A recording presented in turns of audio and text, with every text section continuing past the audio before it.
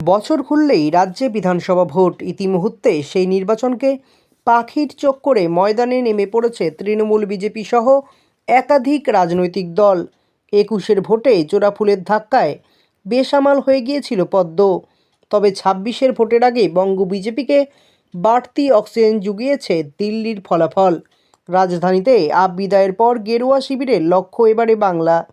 দিল্লির ফলাফলের পর চাপে পড়েছে কি তৃণমূল? আড়াই দশকের অধিক সময় পর দিল্লির মসনদ দখল করেছে বিজেপি। পদ্মের ঠেলায় কার্যত খড়কুটোর মতো হারিয়ে গিয়েছে অরবিন্দ কেজরিওয়ালের দল।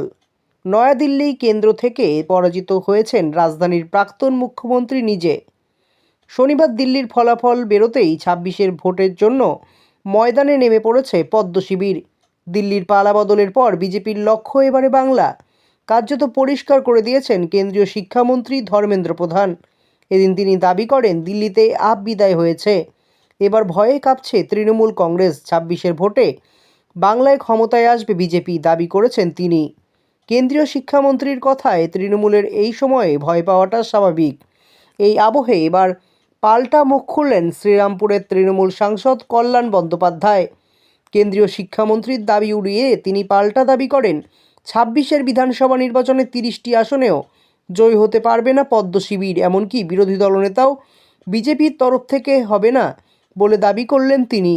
তৃণমূল সাংসদের কথায় পশ্চিমবঙ্গে বিজেপির কোনো জায়গাই থাকবে না, নিশ্চিন্তে থাকুন। ২০২৬-এ বাংলায় বিজেপি ৩০টি আসনও পাবে না, ওরা বিরোধী দলনেতা নিতে পারবে না।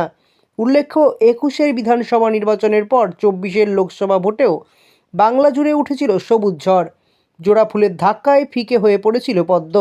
এরপর রাজ্যের বেশ কয়েকটি বিধানসভা কেন্দ্রে উপনির্বাচন হলেও জয়ের মুখ দেখতে পারেনি বিজেপি। এই আবহে ২৬-এর ভোট নিয়ে বড় দাবি করলেন কেন্দ্রীয় শিক্ষামন্ত্রী ধর্মেন্দ্র প্রধান। যদিও তার সেই দাবি মানতে নারাজ তৃণমূল সাংসদ কল্যাণ বন্দ্যোপাধ্যায়। এবার আগামী বছর ভোটের ফলাফল কী হয় সেটাই এখন দেখার।